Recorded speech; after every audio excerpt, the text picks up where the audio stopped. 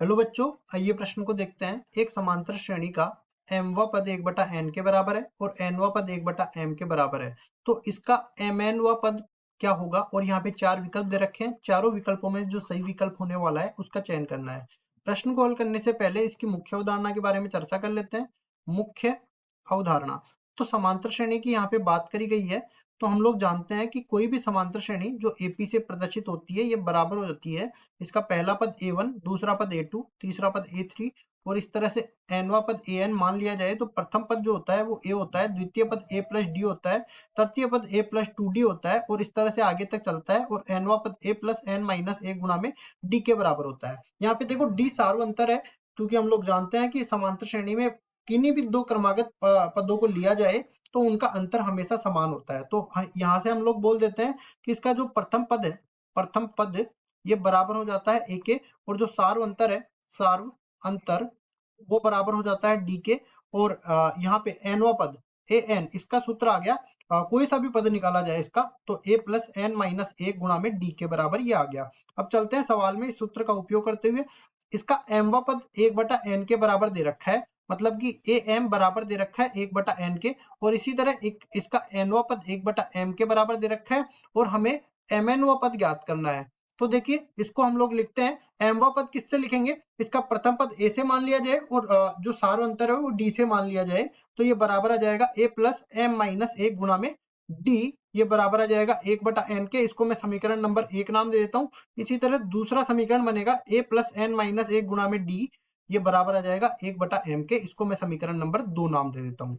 ठीक है, अब देखिए यहां से हम लोग समीकरण 1 में से समीकरण 2 को घटाते हैं तो क्या होगा? देखो A से तो A कट जाएगा और यहाँ से देखो m और माइनस में n गुणा में D, और इधर देख लेते हैं 1/n माइनस में 1/m बनेगा, जिसको हम लोग लिख सकते हैं लघुत्तम लेने के बाद m माइनस में n बटा में mn। अब m माइनस n और m माइनस n आपस में कट जाएगा और यहाँ से D का मान मिल जाएगा 1/mn के बराबर।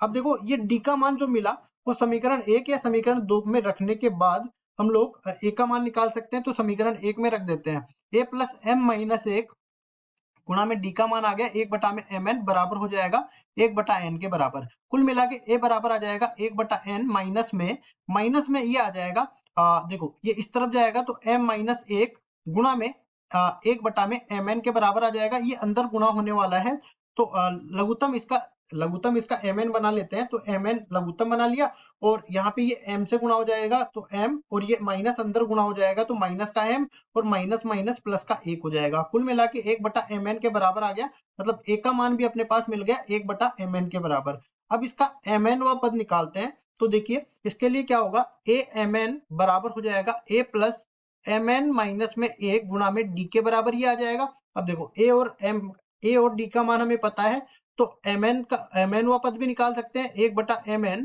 प्लस mn माइनस में 1 गुणा में 1/mn।